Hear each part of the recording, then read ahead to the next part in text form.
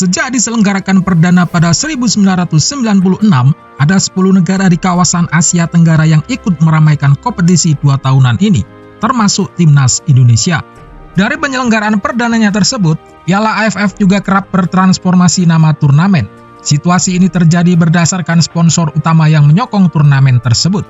Saat pertama kali digelar pada 1996, turnamen ini dikenal sebagai Piala Tiger. Nama tersebut disematkan berdasarkan kerjasama yang terjadi dengan sponsor utama, Tiger Beer. Pada tahun 2007, turnamen ini berganti nama menjadi Piala Suzuki AFF setelah mendapat dukungan sponsor dari merek Suzuki. Kemudian, pada tahun 2022, nama turnamen kembali berganti menjadi Piala Mitsubishi Electric AFF. Selama perjalanannya, Piala AFF telah melahirkan beberapa negara sebagai juara. Sejauh ini, negara dengan gelar terbanyak ialah Thailand yang sudah mengoleksi 6 trofi. Sementara di belakang Thailand, ada Singapura dengan 4 gelar, Vietnam 3 gelar, dan Malaysia 1 gelar. Sayangnya, meskipun telah berpartisipasi sejak awal, Timnas Indonesia belum pernah meraih gelar juara. Hingga saat ini, prestasi terbaik Timnas Indonesia di Piala AFF adalah sebagai runner-up sebanyak 6 kali. Situasi itu membuat sebagian pecinta sepak bola menjuluki Indonesia sebagai spesialis runner-up di turnamen 2 tahunan se-Asia Tenggara tersebut.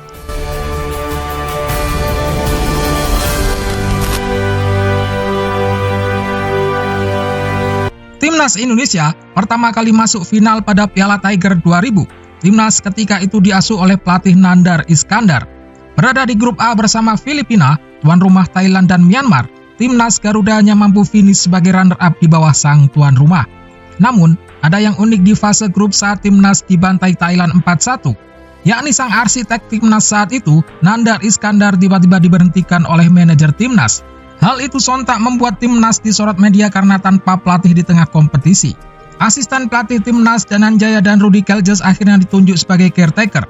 Uniknya, Timnas Indonesia justru melaju hingga babak final dengan menyingkirkan Vietnam di semifinal. Namun, ketika bertemu dengan Thailand di final, Garuda harus menelan pil pahit. Kekalahan yang sama ketika di fase grup dengan skor 4-1 terulang.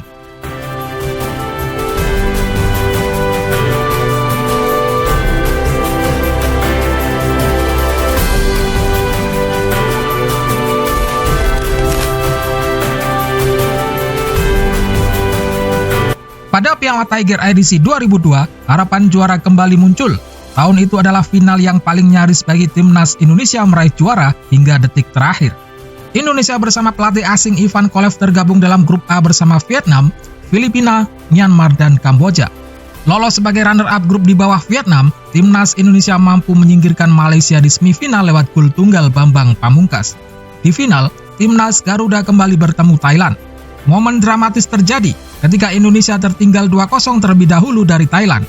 Namun gol comeback sensasional dari pemain Persib Yaris Riyadi dan Gendu Doni mampu menyamakan kedudukan hingga memaksa adu penalti. Euforia kebangkitan pun memadati Gelora Bung Karno waktu itu. Namun Bejo Sugiantoro dan Firman Syah yang notabene seorang bek tak mampu menyelesaikan adu penalti tersebut. Keberuntungan kembali berpihak kepada Thailand. Indonesia kalah 4-2.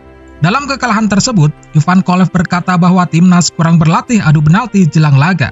Kolev pun beranggapan bahwa laga itu harusnya tak sampai adu penalti, karena banyak peluang emas dari Timnas yang terbuang sia-sia.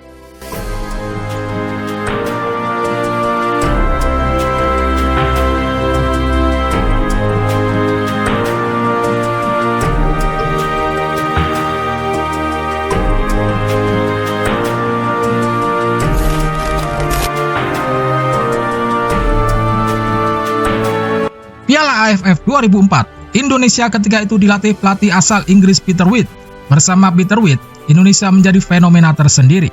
Mengusung pola 3-4-3, ia menciptakan trio maut mematikan, Boaz Solosa, Ilham Jaya Kesuma, dan Eli Aiboy. Dengan pola menyerang yang agresif, terbukti Timnas mencatatkan diri sebagai tim terproduktif di turnamen tersebut dengan total 24 gol. Bergabung dengan tuan rumah Singapura, Vietnam, Kamboja, dan Laos di grup A, Garuda mampu terbang tinggi dengan lolos menjadi juara grup. Di semifinal, mereka juga mampu mempermalukan Malaysia di Stadion Bukit Jalil dengan skor 1-4. Namun di final, Indonesia kembali terjegal. Kali ini Singapura yang menggagalkan Indonesia jadi juara. Singapura ketika itu jadi klub yang berbau naturalisasi. Pemain seperti Agu Kasmir, Daniel Bennett maupun Itimi Dixon menjadi pilar penting anak asuh Radojko Avramovic. Final ketiga berturut timnas Garuda itu pun berakhir tragis dengan 2 kali kalah atas tim naturalisasi Singapura. Agregat 5-2 menjadi akhir perjuangan pasukan Garuda.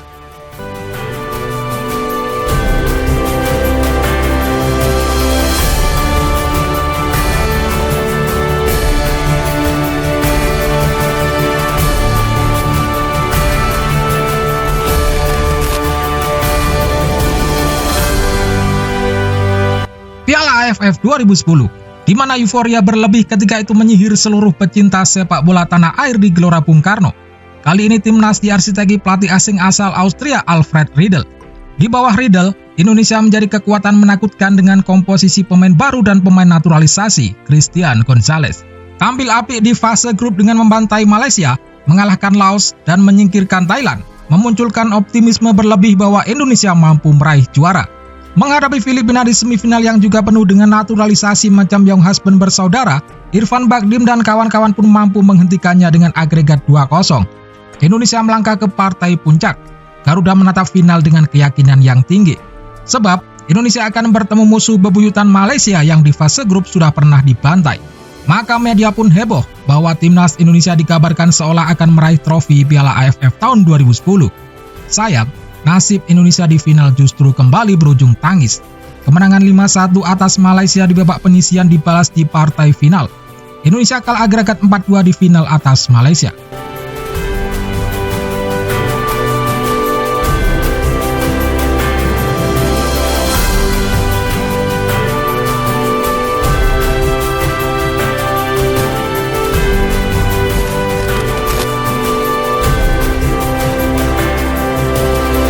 Setelah gagal di 2012 dan 2014, di tahun 2016 Indonesia kembali melaju ke final. Ini adalah final kelima timnas Garuda sepanjang Piala AFF.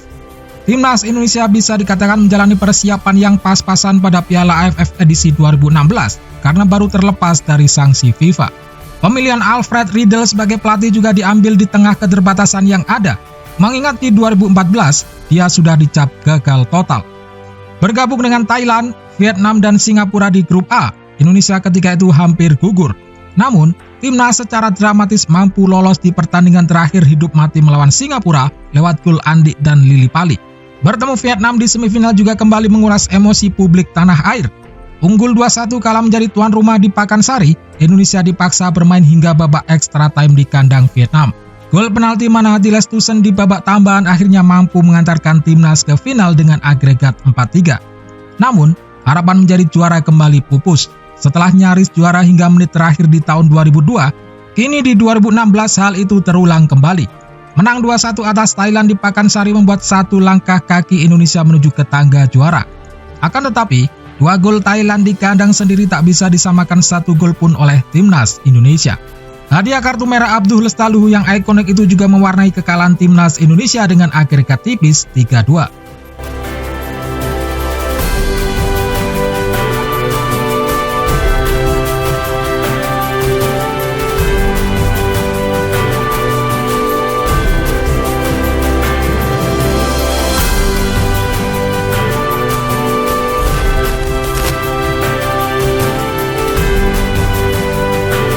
Di Piala AFF 2020, wajah baru timnas Indonesia dengan regenerasinya kembali mampu menuju final untuk ke-6 kalinya bersama Sintayong. Membantai Malaysia, Kamboja, dan Laos di fase grup menjadi bukti skuad muda Garuda patut diperhitungkan. Indonesia jadi tim terproduktif kala itu dengan total 18 gol. Namun tak hanya itu, uniknya gol timnas tak hanya dicetak penyerang saja. Total tembakan ke arah gawangnya pun menurut statistik yang terbanyak dalam turnamen tersebut, yakni 115 tembakan ke arah gawang. Mengalahkan tuan rumah Singapura di semifinal dengan agregat mencolok 5-3, kembali mematapkan asumsi bahwa inilah saat tepat timnas juara dengan generasi barunya. Namun bak sebuah kutukan, timnas Indonesia untuk ke-6 kalinya gagal di final. Entah apa yang terjadi pada keberuntungan timnas, Thailand kembali hadir sebagai mimpi buruk untuk ketiga kalinya bagi timnas di final. Kali ini dengan agregat telak 6-2.